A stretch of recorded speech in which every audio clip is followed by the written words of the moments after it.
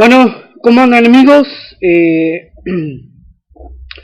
Voy a hacer algo que hace mucho tenía ganas de hacer, que es una pequeña exposición de algo que está muy de moda, que se llama lenguaje inclusivo, ¿no?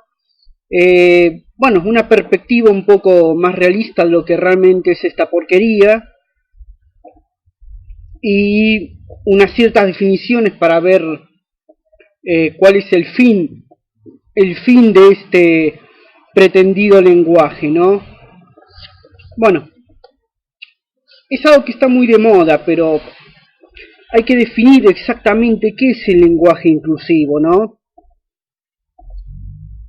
Miren, para empezar a definirlo, les digo que el lenguaje inclusivo es una herramienta utilizada por el desequilibrado homosexualismo con el fin de atacar la tradición semántica y coherente con que el tradicionalismo de la lengua hispanoamericana designa la multiplicidad de elementos con las dos categorías donde podemos hacer uso de esa identificación cohesiva de esos elementos interactuantes en el tiempo y en el espacio. En realidad, elementos interactuantes en tiempo, situación y espacio. El lenguaje inclusivo rompe toda esta lógica. Este lenguaje inclusivo, usando el campo léxico y con la pretendida eliminación semántica y lingüística del género femenino y masculino, lo que hace en realidad es atacar a lo que es precisamente femenino y masculino, borrando lo que diferencia a uno y a otro. Ahora bien, el lenguaje español, para definirlo un poco, para entender un poco mejor, el lenguaje español tiene dos géneros. Para que veamos dónde rompe la lógica con el lenguaje inclusivo, ¿no? Que ya yo les dije, a los elementos interactuantes con que nosotros definimos en términos genéricamente masculinos y genéricamente femeninos, el lenguaje inclusivo lo disloca todo. Disloca todo, ¿sí? Rompe todo esto. El lenguaje español tiene dos géneros. El masculino, que es el de designación generalista o marcado, y el femenino, que es el género excluyente o no marcado. Quiere decir que cuando hablamos, por eso, la dislocación del lenguaje inclusivo, ¿no? En todo el esquema de los elementos que nosotros definimos. Porque nosotros siempre definimos en términos genéricamente femenino y genéricamente masculino para hacer uso de esa interacción de los elementos.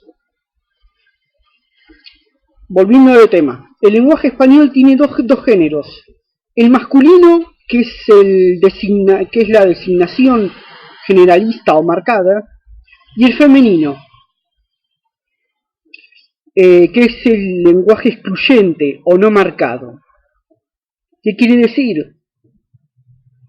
Que cuando hablamos en masculino, incluimos al género masculino, femenino y cualquier ente que no entra en la categoría binaria.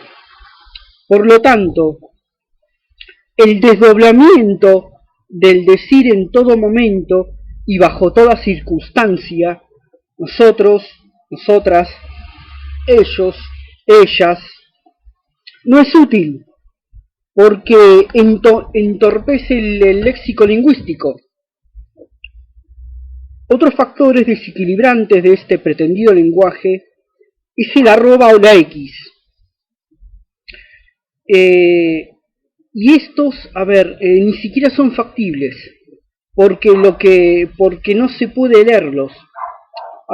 Si bien los imberbes portadores del lenguaje por la vía mediática nos insinúan la significación del arroba o la X en los términos inclusivos que ellos los definen.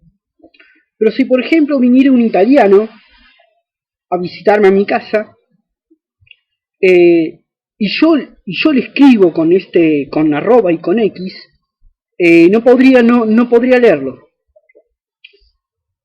no podría entenderlo, porque la arroba es un símbolo y la X es muda.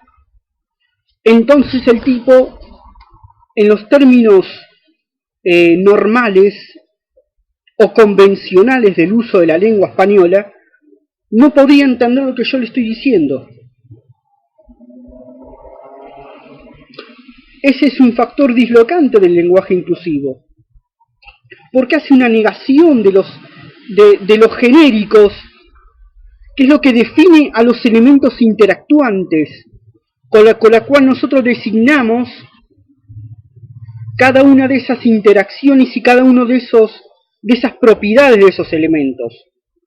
Porque al borrar género masculino y femenino, entonces vos te quedás en la nada. Ese es el factor dislocante del lenguaje inclusivo.